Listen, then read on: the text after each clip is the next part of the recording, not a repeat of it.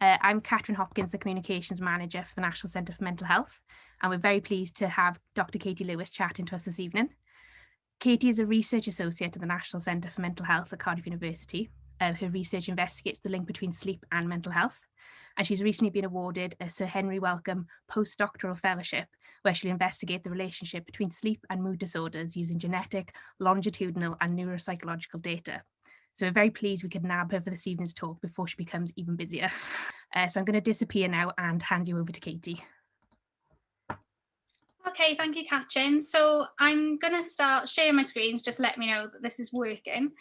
So in the webinar tonight, first of all, we're just going to talk about what is sleep and why do we bother doing it? And then we're going to move on to talking about teenage sleep and the different things that control that. And along the way, we're going to be talking about how we can use our knowledge of the biology of sleep to help us sleep better at night.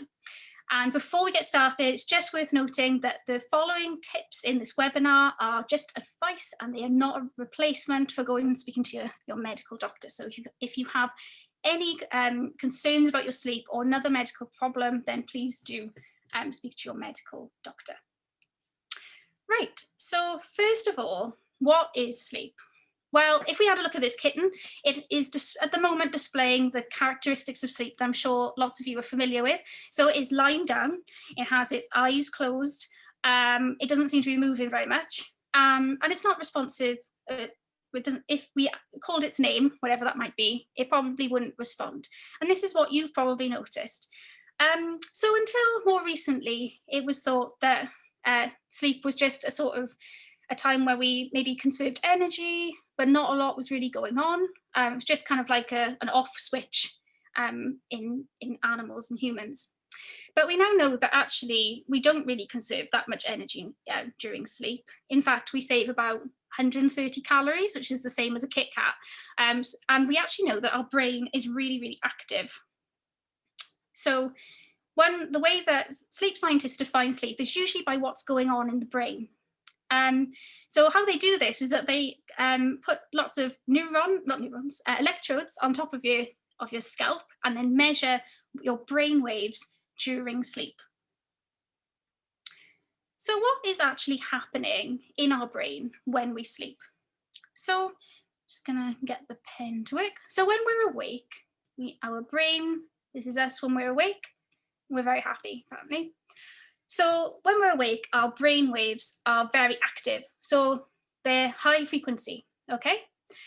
And when we go into sleep, we go through different stages and our brain waves are different at each of these stages. So the first stage is stage 1 and is referred to as drowsiness. So in drowsiness, our brain waves are slowing down, okay? So they start to be slower, you are not as responsive. This is also the stage of sleep where if you've ever had that feeling where you're just dropping off and then all of a sudden it feels like you're falling, that's it happening in this stage. So then the next stage of sleep is called light sleep. And this actually, in terms of brainwaves, it looks quite similar to stage 1. It's also slowing down, but we also have these little short bursts of activity called sleep spindles, which look a bit like this. And we also have some other bursts of activity, which look a bit like that. And that is called a K complex. So the next stage of sleep then is called deep sleep. And it's also known as slow wave sleep because our brain waves become really slow. So they become much bigger and slower. Now, this is the stage of sleep. It happens about 30 minutes after you've fallen asleep. And it's the stage that's most difficult to wake up in. So if you've ever had a nap during the day and you've woken up and you feel really groggy and really awful, it's probably because you've woken up during deep sleep. And this is also the stage of sleep where things like sleepwalking happen. So there's also other types of things that happen during this stage of sleep. They're not just sleepwalking. You can also have sleep eating, where people eat things in the sleep and they don't know. Or even there was a case of a woman who was actually driving her motorbike during her sleep and had no memory of it the next day. So she got rid of her motorbike and then discovered from her neighbours that she was driving her car in her sleep. So she had to lock her car keys away at night. So then actually we briefly go, oh dear, there we are. So before we go into the next stage of sleep, we actually, in reality, we go back to stage 2, and then we move on to the next stage of sleep, which is called rapid eye movement sleep. And unsurprisingly, it gets its name because we have rapid eye movements during this stage.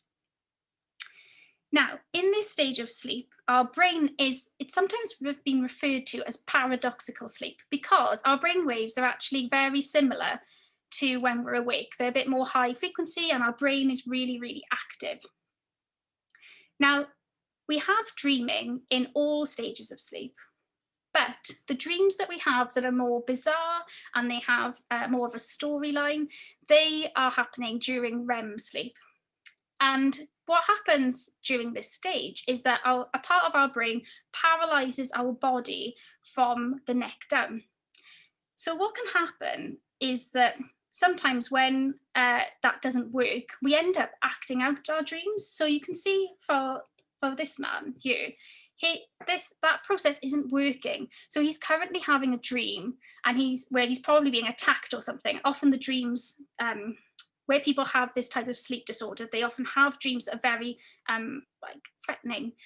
So he's defending himself against whatever's attacking him there.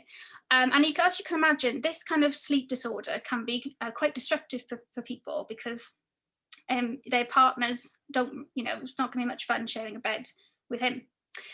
So what happens then is that we cycle through this stage multiple times in the night. Each cycle takes about 90 minutes, and we spend more of our time in the earlier cycles. So earlier in the night, we spend more time in deep sleep, and then later on, we spend more time in dream sleep or REM sleep, as we call it.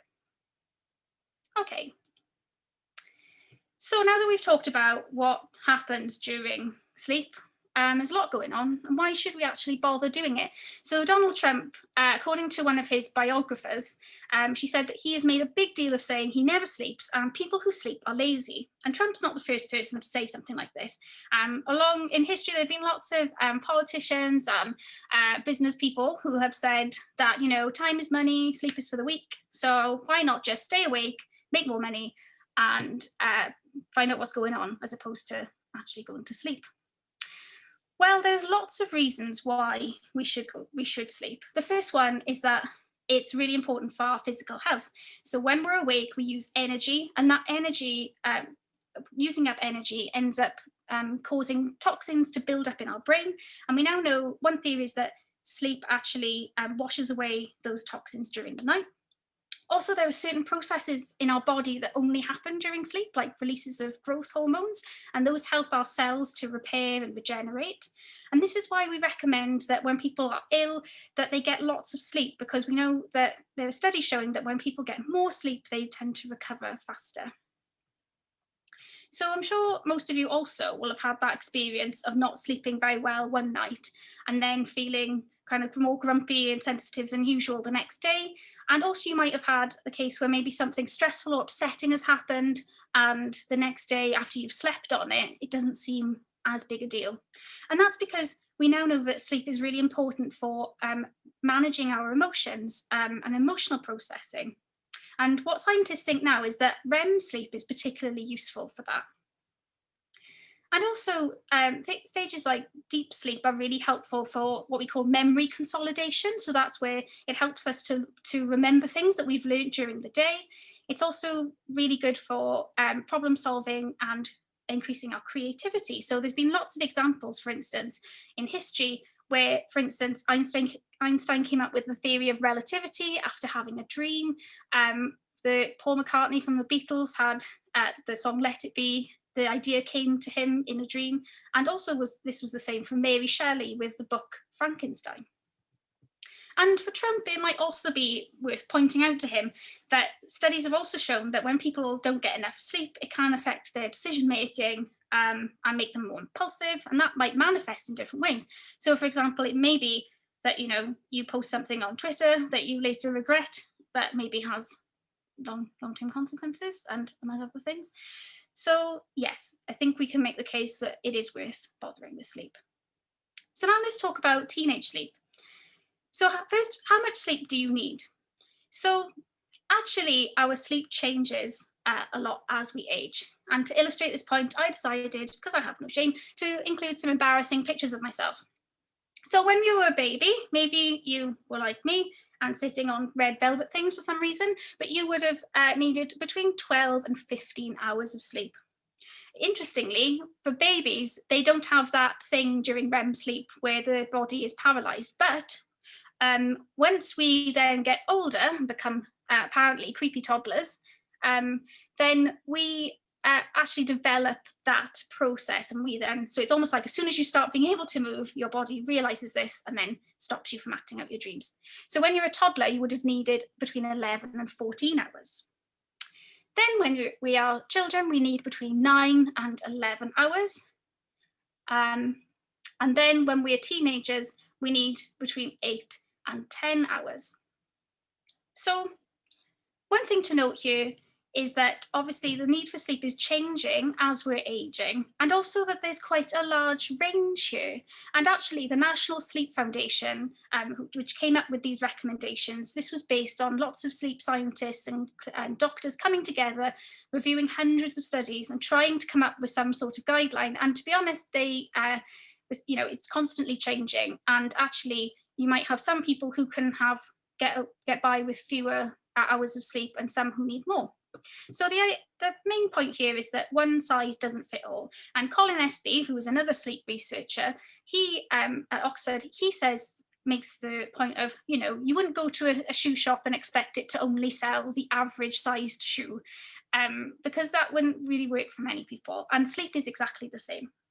So if you want to find out how much sleep you need, one simple way is just to notice, how do you feel when you wake up? Do you wake up feeling refreshed? Can you wake up without using an alarm clock? That is kind of what sleep experts say, that, one way to tell if you're getting enough sleep. The other way is to keep a sleep diary. So maybe logging how many hours of sleep you've had, and then just making some notes about how you felt. So one thing that happened with me was that I was never very good at sleeping, and it might have been because of being a victim of 90s fashion choices, but also when I got to my teenage years in particular, my sleep got really bad. And I was in good company, I guess, with having that experience, because a recent survey found that in Welsh schools, found that 1 in 3 secondary school pupils reported having sleep issues. So along the years of going down the route of sleep research, I've come across lots of different studies about sleep and how we can improve it. So I thought I'd share what I wish I'd known when I was a teenager with you tonight. So we're going to talk about 3 things: sleep pressure, body clock, and thoughts and feelings. They're all things that can impact on our ability to sleep. So the first one is our sleep pressure. So let's go on to that. Right, so this is the very easy thing to understand.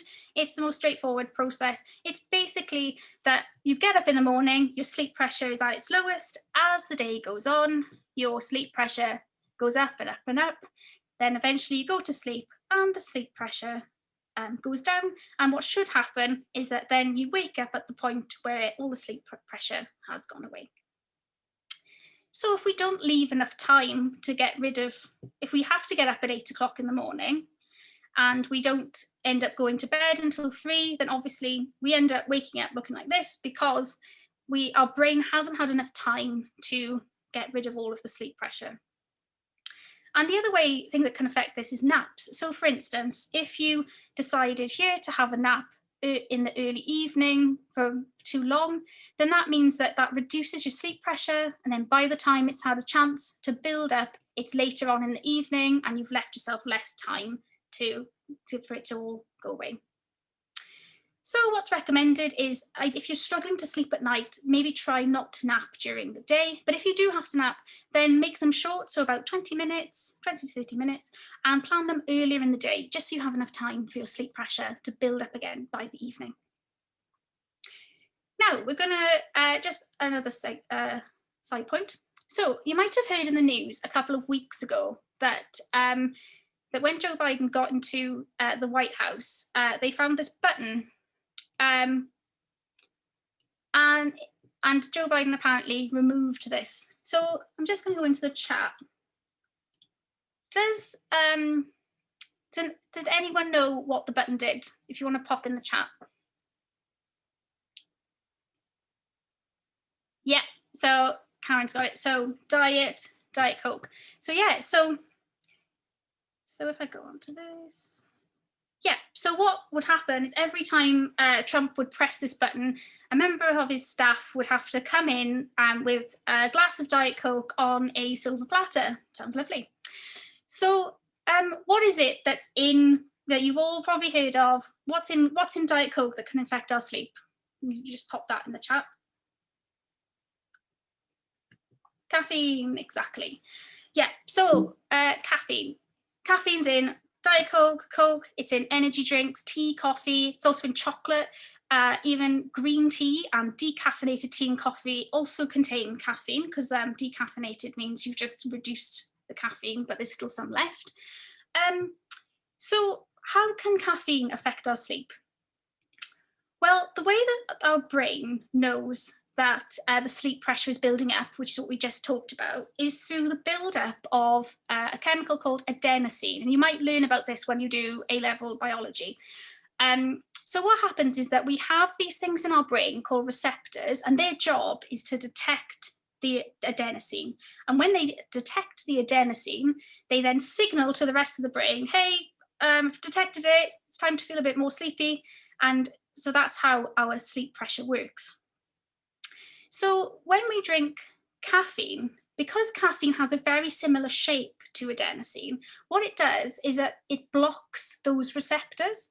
So that then makes us temporarily feel very awake.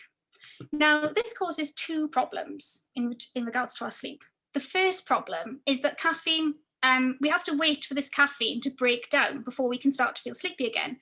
And we know from some studies that even if you drank caffeine 6 hours before you went to bed, it will still have a significant impact on your sleep. So even when you get to sleep, your sleep stages get altered so that you don't sleep as well. So the second problem is that if we use caffeine a lot, our brain actually grows more of those receptors. So then that means that you end up, you over detect the adenosine. So you end up feeling sleepier than usual in the day. And then what do people do? They drink more caffeine to counteract that, and you end up in this vicious circle. So that's why if you use caffeine over and over again, it can actually in the long run end up making you feel tireder. So it's recommended that adults don't really drink any more than 400 milligrams of caffeine a day. So let's go back to Trump and his Diet Coke button. So actually, he was pressing this button up. According to the New York Times, one of his aides said he was pressing this button 12 times a day. So I just decided for this talk, I would go on the Coca-Cola website and find out how much caffeine that actually was. And it turns out it's a whopping 552 milligrams of caffeine. So this is assuming that Trump's not having any other sources of caffeine. He would still be getting about 552 milligrams of caffeine. And this might explain why he's only sleeping for 3 to 4 hours a night. Right, so now let's talk about our body clock.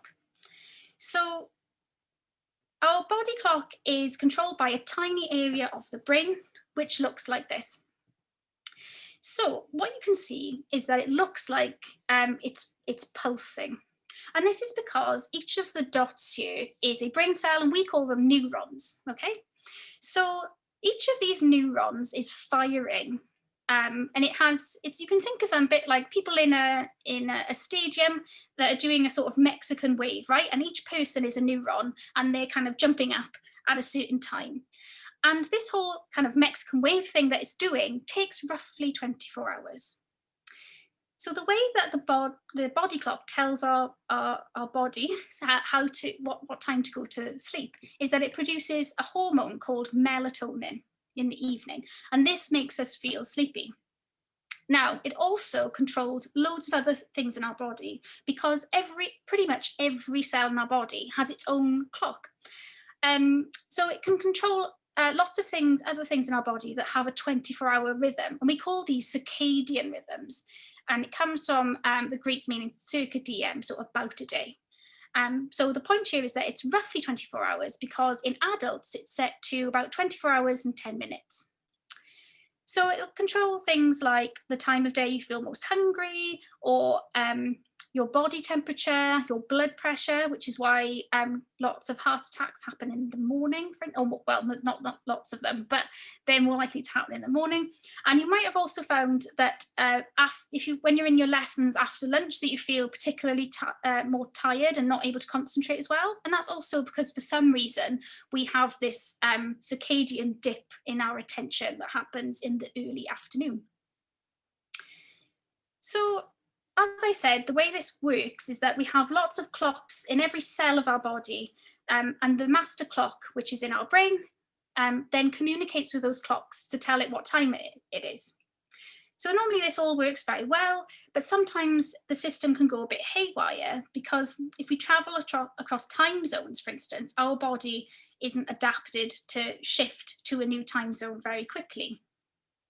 So if you, say, flew from like Cardiff to Florida, it would take you quite a while to catch up. And that's because the neurons that we said earlier, if you imagine again in the stadium, everyone's doing the Mexican wave, and then a few of the people decide to stand up at a different time. It's going to take everyone else in the stadium longer to get back onto the rhythm of those few people. And that's how the body clock works. So what we know is that for every hour time difference, it takes our bodies about a day to adapt. So let's just say you went on holiday to Florida, hopefully when the pandemic's over, go on holiday to Florida, and then when you come back, there's then a 5-hour time difference. So that means it would take you about 5 days to get used to the new time zone. So now we're just going to talk about what you like in the morning. So think about, are you more like this? Are you perfectly fine when you get up? Or are you a bit more like this? So how we feel in the morning is determined by something called our chronotype. So chrono meaning time. So our time type, I guess it literally means. And this is also controlled by our body clock. So for instance, we have early birds or larks, and these are the people who wake up early in the morning, but in the early evening, they're ready to go to bed. And then we have the night owls, and these are the people who are not so good in the morning, but function much better at night, or in the evening, I should say. So this is influenced by lots of things. One of the things is it's influenced by our genes. So you might find that if you're from a family where everyone's a morning type, you might be more likely to be a morning type too. So we're going to do a little quiz now, and Katrin's going to put this in the chat, a link to a quiz. It's only 5 questions long. So if you want to, she's popped that in the chat. So if you want to go to that link and quickly do the 5 questions, we can just chat about the different questions. So the first one is about what time would you get up if you're entirely free to plan your day? So would you want to get up like really early or later? Then we've got a question about how do you feel in the first half hour after you wake up? Then what time in the evening do you feel tired? When do you normally feel your best? And then about what kind of type of person do you think that you are? So there's actually lots of different ways to measure our chronotype. The best way really is to measure when you start producing that hormone melatonin. And the other way is to measure it is from looking at your body temperature. So what you normally see, while we're waiting for people to vote, what you would normally see in the population, if we go back to this, just draw it on here. But what you normally see is a kind of what we call a normal distribution, a bit like height. So you'll have some people who are like very early, who down here, and some people who are very late. And you'll find that a lot of people are kind of mostly in the middle, but we have some people who are more owlish and some people who are more larkish, as we'd say. So I'm just gonna click on this. I'm gonna end the poll now. So let's end it. So we've won. So at the moment we've got owls have won. I'm not sure. Let me share the results. Here we go. So we've got 36% owl and 34% lark, and another 34% who are hummingbirds. So in the middle. So it's worth noting that if you are, there we are. So what is worth noting is that if you are a lark now, you might become more owlish, as we say, as you get older. And what's happened is that the type of scientist this refers to, they're called chronobiologists, because their whole brand of science is to look at kind of chronotype and circadian rhythm. So it's very cool. But what they've done is lots of studies and thousands of people across different countries, mostly between the ages of 10 and 80, which is why this graph is focused on them. And what you can see is that what they find is that people start off when they're younger as early birds, but as they get older, they become more and more owlish. And we then tend to get a peak of people being owls in their kind of late teens and when you're about 20, 21. And then as you get older, you start to go earlier and earlier again. So if your elderly relatives come to visit you, you get up in the morning, likelihood is they're going to be up before you because their body clock is set earlier. So we're not too sure why this happens, but one theory is that when we were living in tribes and out in the wilderness, it would have made more sense for the younger, fitter members of the tribe to be awake at night when it was most dangerous, to protect the youngest and the oldest. And then they'd go to sleep in the day, and then the older people could take over. So just to say what this vintage meme is saying is that if you are don't worry about being hard on yourself if you can't get to sleep at night, because it might be that it's just your teenage chronotype. And the other thing to note again is that maybe, this is just on average in the population. You might be someone who's an early bird through your teenage years, and that's also perfectly fine and normal. Right, just going to move this toolbar. So unfortunately, there's a bit of a clash in our society between teenage chronotypes and adult chronotypes. So let's just say you are going to school, like in the olden days when we used to go to school, before the pandemic. And so let's just say to get up and get ready to get to school on time, you'd have to get up at 7:30. For your teachers who are adults, perfectly fine. But for the average teenager, that's the equivalent of asking them to get up at 5:30 in the morning. So it's no wonder then that teenagers find it harder to get up at the same time as other people. And this is not just because they're spending more time on their phones, it's because our biology actually changes during this time. So when you're forced to get up at a time that's earlier than your body clock would like you to, it means that if we think back to the sleep pressure, it means that you don't have enough time to get rid of your sleep pressure during the night. So we have this case where we have a late chronotype plus an early start ends up creating something called a sleep debt, because it means that if you're not getting rid of your sleep pressure every night, then it's going to build up over the week. So then what happens is that people try to repay that sleep debt by having a lie-in on the weekend. Now, thinking back to our body clock and what we were talking about with jet lag, if you, for instance, got up later on a weekend, you're forcing your body clock to travel across different time zones. And while it's much easier, say, if we flew from Cardiff to Florida, then you're just having to stay up later. But if you are flying from Florida back to Cardiff, which is what we do when we get up late on Sunday and then have to make ourselves get up earlier on the Monday, then that's much harder. So that's why you might feel particularly bad on a Monday, because of the effect of this social jet lag on your body clock. So what can we do about it? So apart from a lot of sleep researchers are trying to encourage people, particularly in America actually, trying to encourage them to allow teenagers to start school later, because a lot of schools in America actually don't start the school day until about, like some of them, they start at about 7:15. So they start so early that some of them actually have their lunch at 10:30. That's how early they start. And so you can imagine that is really bad for teenagers. And the other thing that sleep researchers are saying is that maybe we should start having important exams later on in the day, so that teenagers are not at a disadvantage from having to perform really early. But in the meantime, what we can do is we can try to train our body clock to be a bit earlier. So the main way that you can do this is through using light. So we have these special cells in the back of our eyes, and their special job is to detect light and to then relay that information back to our body clock. So when our body clock detects that it's dark outside, it knows to produce melatonin. And if, for instance, it's it's later on in the day, but it detects light, it will then stop producing melatonin. So we can use that to our advantage. So you've probably heard over the last few years, there's been lots in the news about blue light and screens and stuff. So one recommendation is to avoid using screens, but we know in reality that's easier said than done. So what you can do is just dim the light on them to as low as it can go. You can put it on night mode, and that will filter out blue light. So the reason that blue lights come up a lot is because a number of studies have shown that that is the wavelength of light that is particularly good at kind of messing up our body clock, really. And actually, some studies have shown that people who have insomnia might be particularly sensitive to that type of light.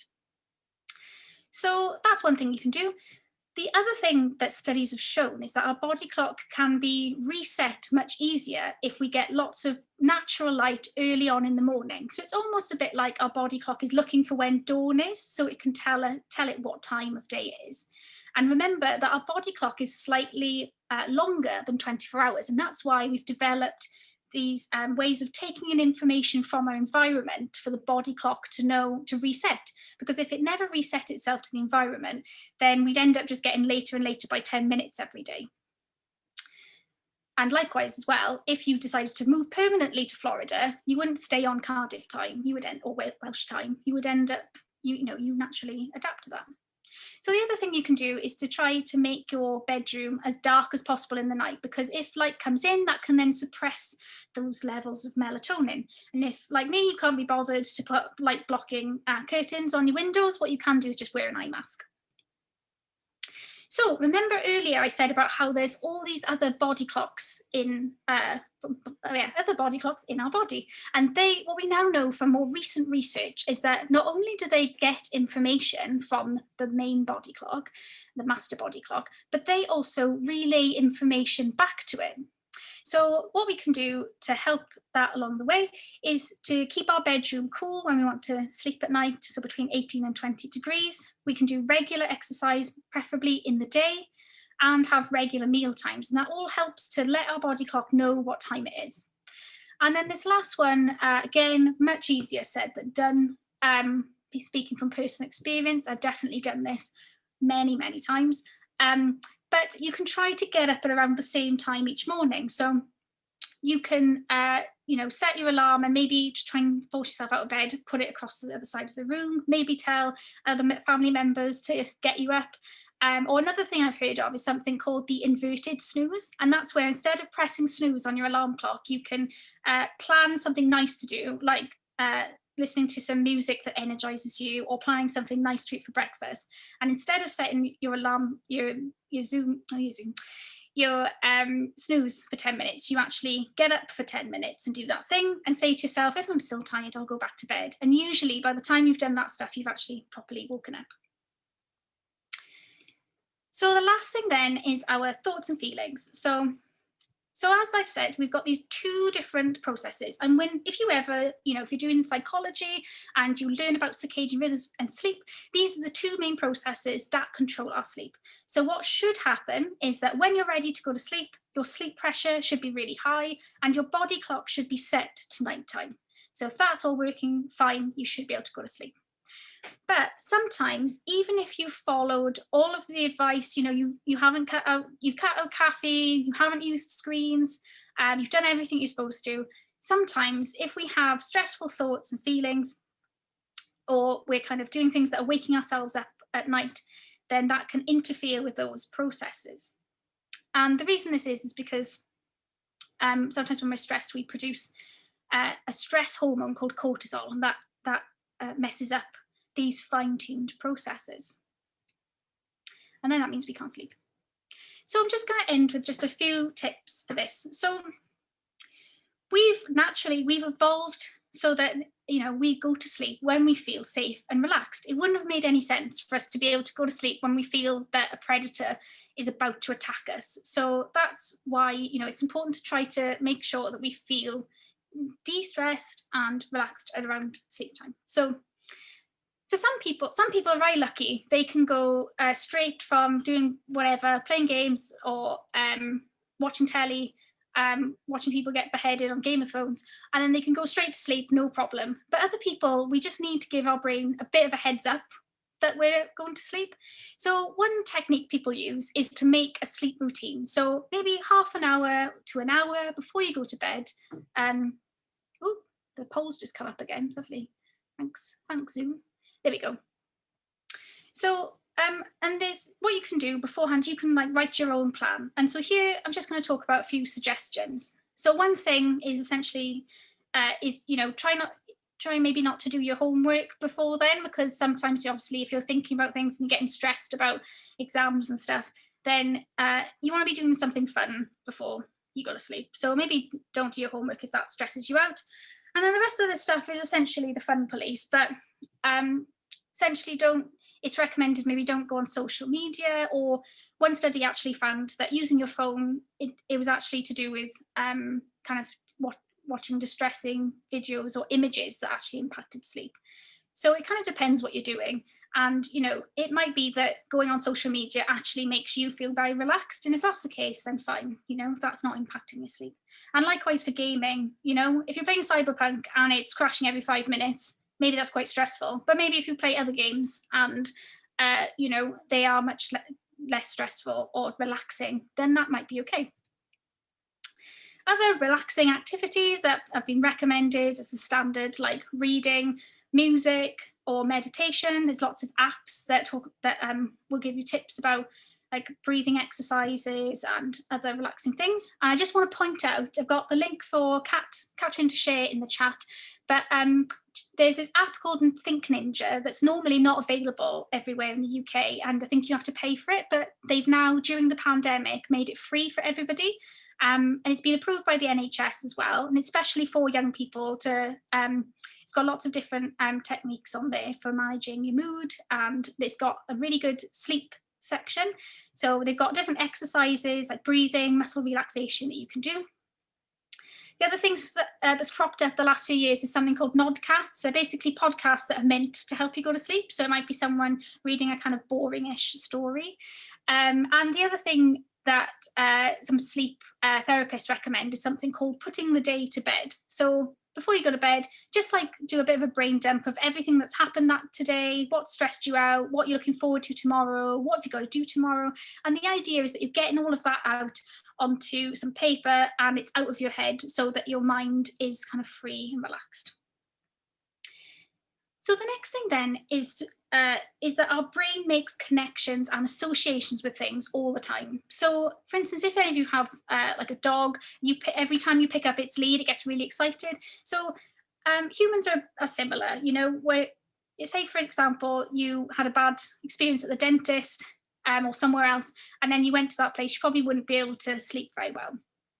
And we're kind of sometimes when we've had sleep problems for a long time, it's because our brain has associated going to bed with feeling awake and stressed. So one way to kind of break that connection and to try to retrain our brain to associate bed with sleep is to only use your bed for sleep and try to avoid lying awake in bed for long periods of time.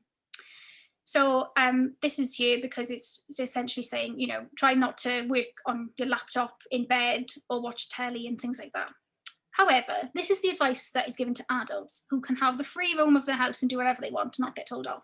So we know that for a lot of teenagers, they might not have that option. So what an alternative technique that a sleep therapist called Kirsty Vant has and others have suggested is called zoning. And this is where you might just only like sit on the end of your bed to watch telly, or only do your homework on top of the bed, not under the covers. And so that way, it might be that when your brain learns that when your head's on the pillow, that's when you should be sleeping. So that's the idea there, because we realize that obviously you can't, there's restrictions on this.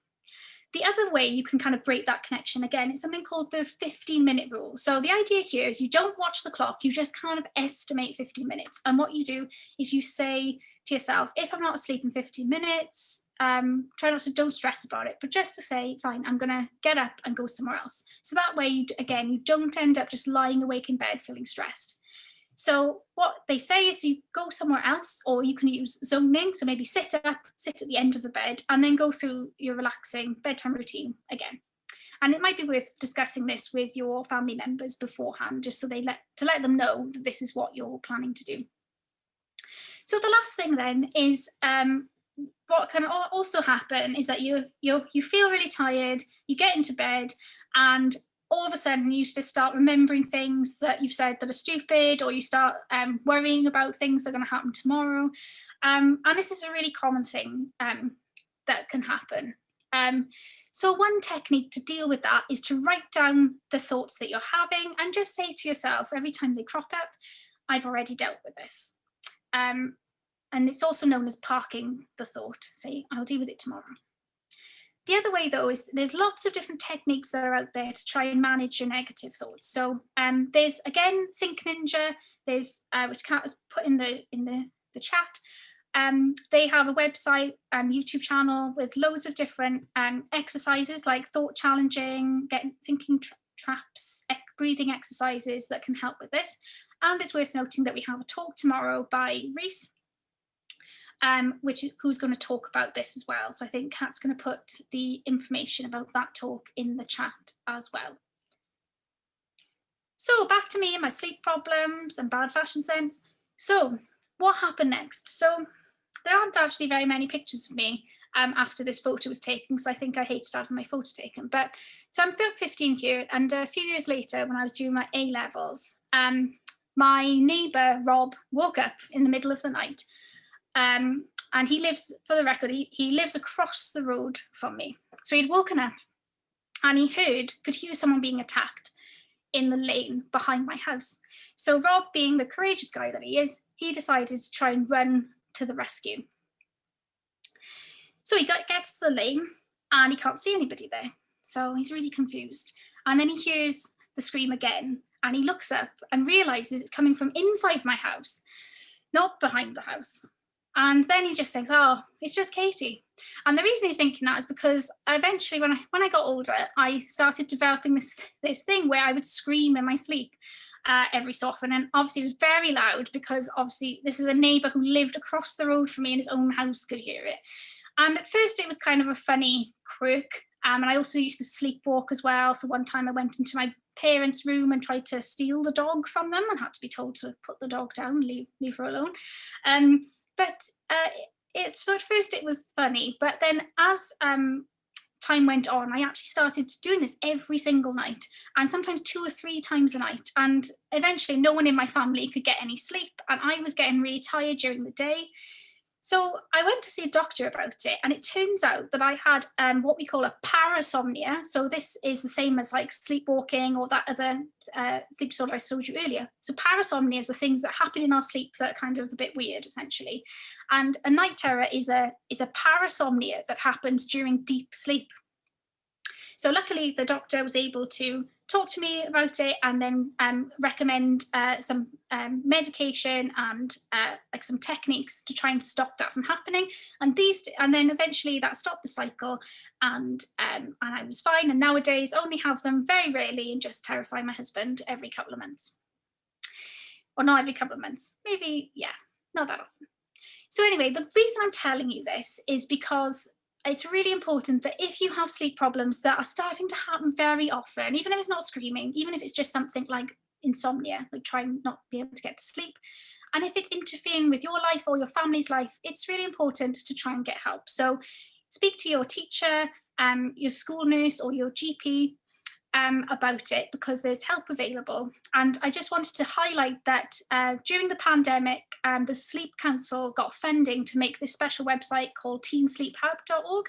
And they have lots of information about teenage sleep. But what I think is really good is that they have every Tuesday and Thursday night, you can go onto the website and there's a live chat with a sleep practitioner. So basically sleep doctors are there and you can ask them about sleep. And you can also talk to them if you're having any sleep problems. So we're going to go back now to finish the talk by going back to our answers from the other thing. So let's go to this one. Here we go. So let's go back to the questions from before. So if you want to go to menti.com and put in 41, 10, 47, 1, then we can see, we can have a look at if our answers have changed. So this first question is, we all need 8 hours of sleep. So really so this one is false, because as we said earlier, everyone's different, and actually it depends on lots of things like your age. And I didn't say this earlier, but it also depends on, you might have underlying medical conditions that make you need to have more or less sleep than other people. So yeah, so this one is false. Next one, teenagers get up late because they are lazy. So this one is false. I mean, maybe there are some teenagers who get up late because they're lazy, but actually it's not your fault if you want to get up late, because it's actually a biological thing. It's actually due to your body clock, and it's not, and you can't help that your body clock is producing melatonin later. Next one, if you don't get enough sleep in the week, should you ever lie in or get up at the same time? Yes, so the correct answer is you should get up at the same time on the weekend if you can. Try, obviously, you can, there's a bit of leeway here. You could try to, one recommendation is within 45 minutes or an hour, but just remember that what we said about how long it takes for our body clock to adapt. So if you kind of limited it to an hour, that means that getting up on Monday is going to be much easier, because you're only going to have an hour time difference to adapt to. Then finally, if you're struggling to sleep at night, what will help most? Getting up at the same time or going to bed at the same time? So this one, it's getting up at the same time every morning is going to help a bit more, just because we know from scientific studies that the body clock is, it's easier for it to be reset if we get up early. That being said, we do know that having a good routine and going to bed at a similar time every night can be quite useful for teenage sleep. But if you had to pick between the two, then it's getting up in the same time in the morning. So that's that. And so before we go to the questions, just wanted to say that everything that we've talked about tonight, I've put in a Padlet. So if you go to this link that I think Catherine's also going to put in the chat, then you'll be able to look at all the different tips. We'll probably add to this as we go along as well, find anything else that's useful. And we've got places for you to vote as well on which ones you think are going to work best for you, or have you've tried and have worked best. Yeah, so I had a few questions from some St. Cyri's pupils already. They've sent some questions in, so I'm going to start off by answering their questions. So the first question was, why do we sleepwalk? So actually, we don't know a lot about exactly why we sleepwalk. As I said in the talk, we know it happens during deep sleep. We know that it runs in families, so that suggests that one reason might be due to genetics. And when I think because it doesn't often, it's much more common in children, and then people grow out of it. That's why we don't know as much about it, because then it becomes very rare in adults. We end up not having enough people to do research on it. So one theory is that it can be brought on by sleep deprivation, so not getting enough sleep, and that then your sleep can get disrupted, and those disruptions can sort of trigger your body to start sleepwalking. So that's what we know so far about sleepwalking. Do we eat spiders in our sleep? Is that true? So this is one that I think is mostly a myth. I mean, in theory, I guess you could eat a spider in your sleep, but spiders, if you think during the night, our movements and stuff we're not really that interesting to spiders, and they wouldn't really want to go in our mouths. So there have been some cases of people say when they've been sleeping somewhere which has lots of spiders, like an old loft that's full of spiders, and they wake up with some, but it's very rare, and it's not. And one theory is that was just like a myth that someone put in a blog post to say that people will believe anything, such as we eat 8 spiders a year or something. So it seems like it's mostly false, but could be possible for some people. Then why do we grind our teeth? So this apparently this is, again, is becoming more common when we're children, we grow out of it. So some reasons that people have put forward is like when our teeth are coming through and we're adapting to how our mouth is changing. It can also be brought on by stress, and again, it runs in families. So so another one for genetics. Why do dreams put random thoughts in our heads? So so again, this is actually, so again, we don't know exactly why we have like these random dreams, like what the purpose of them is. And there's lots of different theories. And just as an aside point, this is why I find sleep research really exciting. When I was first learning about sleep when I did A-level psychology, I thought it was really cool how we spend so much time sleeping, and yet we know actually relatively little about why we do it, and all of these like weird things that people do in their sleep, like why they're doing it. So I think if you're interested, there's lots of space for people to become sleep scientists if you want to do that. But on that note, so one theory for why we have these random thoughts in our dreams is because, as we said earlier, during REM sleep, which is where most of our kind of standard dreams that we remember, that's where those happen. During that stage, our brain is really, really active. And one theory is that it's activating loads of different parts of the brain, and that's sort of causing these random images to come up. And what one sleep scientist at Harvard University thinks is that maybe that is the dreams that we experience are just our brain trying to make sense of all this random stuff that's happening, and then it just puts it into a dream for us. So, and other reasons why we think that we dream is, again, for managing emotions. So again, another neuroscientist called Matthew Walker, his theory is that REM sleep, or dream sleep, when we do a lot of our dreaming, is actually a kind of overnight therapy. And then finally, why do people talk in their sleep? So sing or talk in their sleep. So apparently this can happen during deep sleep or in dream sleep as well. And again, it seems to be something that, again, influenced by our genes, and can maybe be triggered by kind of noises and things.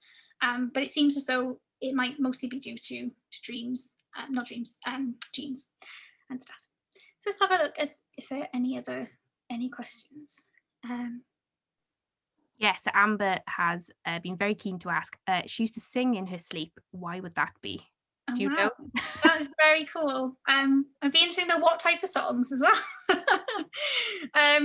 Yeah, so it might be that.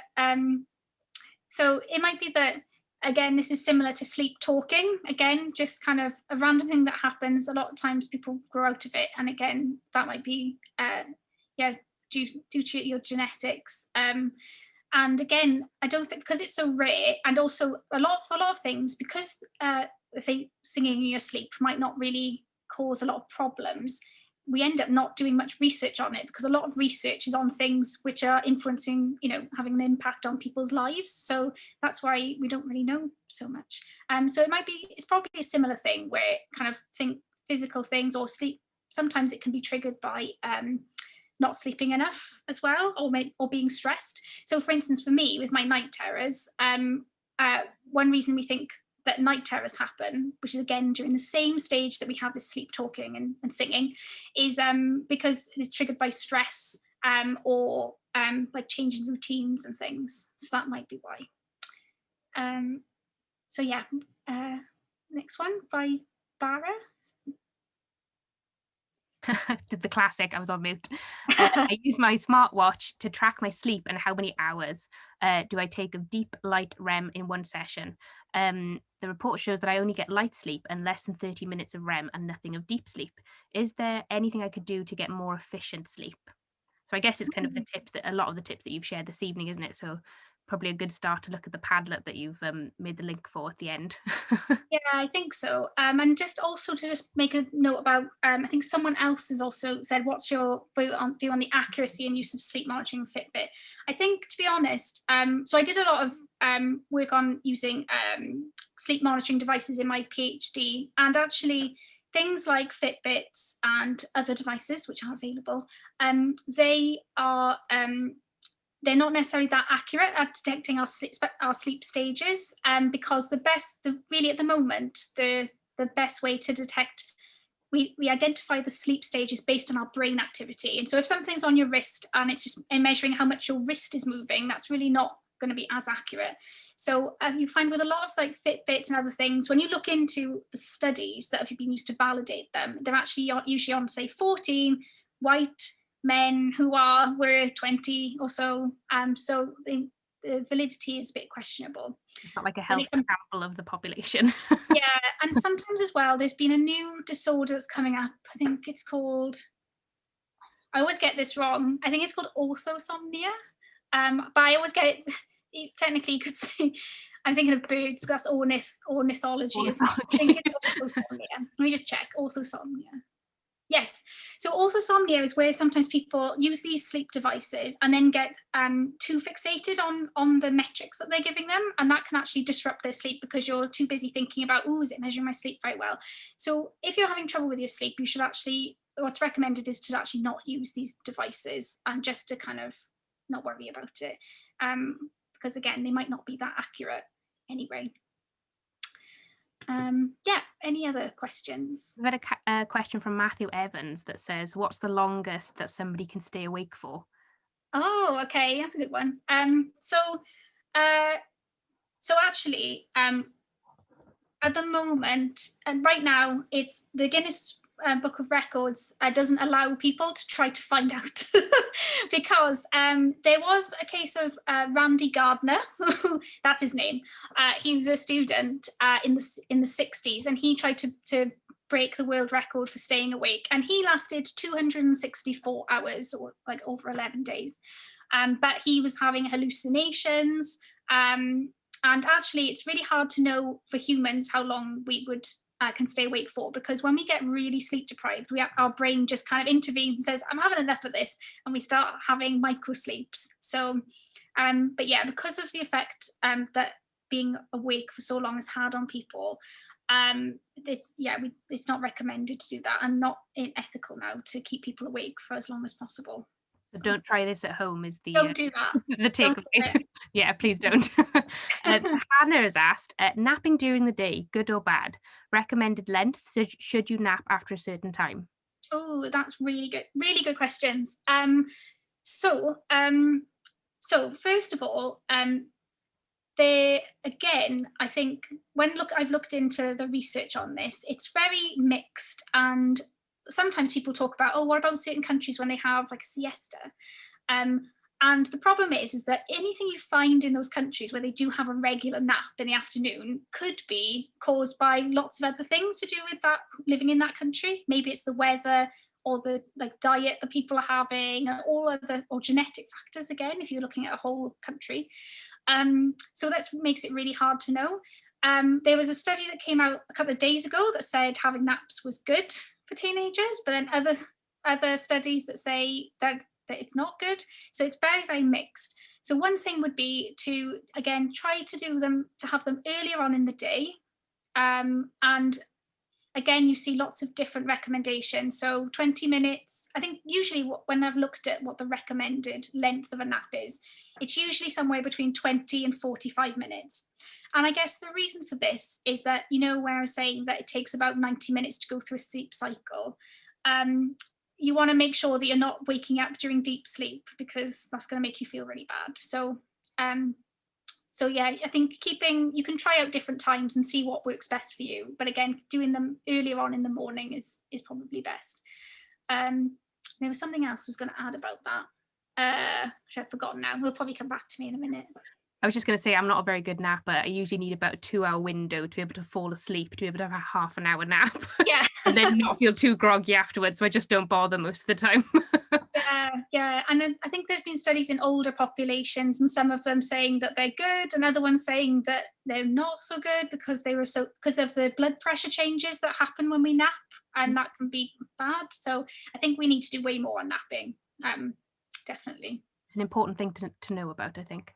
Yeah. Oh, that's what I was going to say. So sometimes when people like doctors who are trying to keep awake at night, and shift workers, they'll have something called a nappuccino. And that's where so what they do is they have a cup of coffee and then have a nap. And then by the time they wake up, the caffeine's kicked in. So Oh, that's one yeah, thing I people definitely do. should try that. I'm not a coffee drinker, so I think I'd be bouncing Oh off the yeah, walls. maybe not. Yeah, it'd be extra bad. Yeah. So just trying to see. So we've had a question from Elizabeth.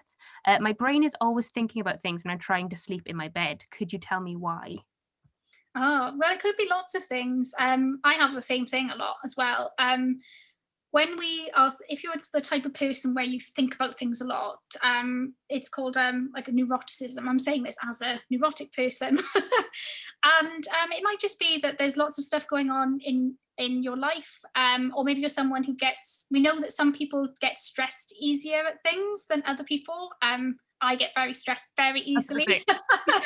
Yeah, and so that might be why. And what I find sometimes, if I've been working too late at night, and I'm someone, I do need to have at least like an hour of just doing nothing and doing something that's not work to wind down. So it might be that. And it might also be related to other things to do with mental health, you know. So again, that's why it's probably worth checking out Reese's webinar tomorrow. I just think for me, the point you made earlier about kind of if your brain is working too much when you're trying to go to sleep, I do genuinely find it really useful to kind of write a list to try to get everything down on paper to kind of get it out of my head. Yeah. So I have found that helpful myself.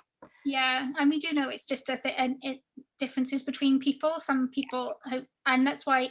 So my research has been on bipolar disorder, and so that recommendation of get up and go do something else, you have to tailor it a little bit because with people with bipolar disorder, sometimes you can end up getting fixated on something, and that kind of winds you up a bit.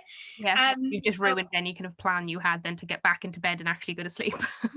yeah, but yeah, I feel your pain when it comes to that. It is tough, but sometimes as well, it's just worth kind of that's where mindfulness can be really helpful. Just kind of saying, you know, oh, I'm having that thought again. Yep, here we go again. This is the racing thoughts. And there's good apps like Headspace, and also that sleep Mind Ninja, you know, Think Ninja, that I think has some good exercises for that.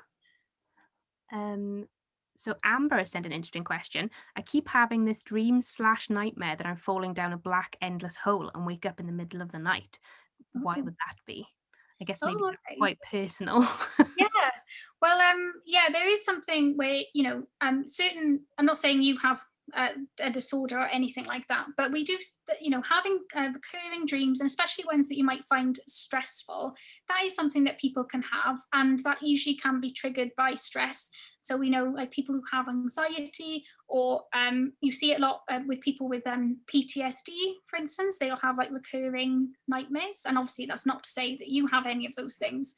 But it might be maybe that things are just a bit stressful right now, or you know. And sometimes as well, there's this one theory that during REM sleep, it actually allows us to, when we have a dream about something, it's our brain trying to work through that scary thing. But if we wake up in the middle of it, it means that our brain doesn't get a chance to finish off sorting it out, and that's why it keeps coming back. So I think, again, the general advice about trying to be less stressed, and there's also some, you might want to look up lucid dreaming. So some people are now trying to use lucid dreaming to treat these recurring dreams in PTSD, and that's like so that's where you visualize the dream when you're awake, and then work through what you're going to do, and that apparently can sort of help you to, when the dream comes up again, to work through it. I'm gonna look into that myself. That's really interesting. Yeah. So we've got one last question. This is from Elizabeth. Also dream related. Loads of the time I have these weird dreams that me and my family call cheesy dreams. Does it have anything to do with cheese? Oh, that's awesome. Okay, yeah, I don't know if there's really because there's that whole thing, isn't it, where if you eat cheese, then yeah, it might influence your dreams and stuff. But I don't think there's any strong evidence that eating cheese will cause that. But you never know. But you know, foods you eat can influence your sleep and your sleep stages. So who knows? I think. I think that was a good one to end on. Yeah. Thank you so much for your time. And thanks to everybody that joined us as well and who's still with us. Thank you. All right. Bye. See you soon. Bye. Bye. Have a good night's sleep, everybody. Yeah.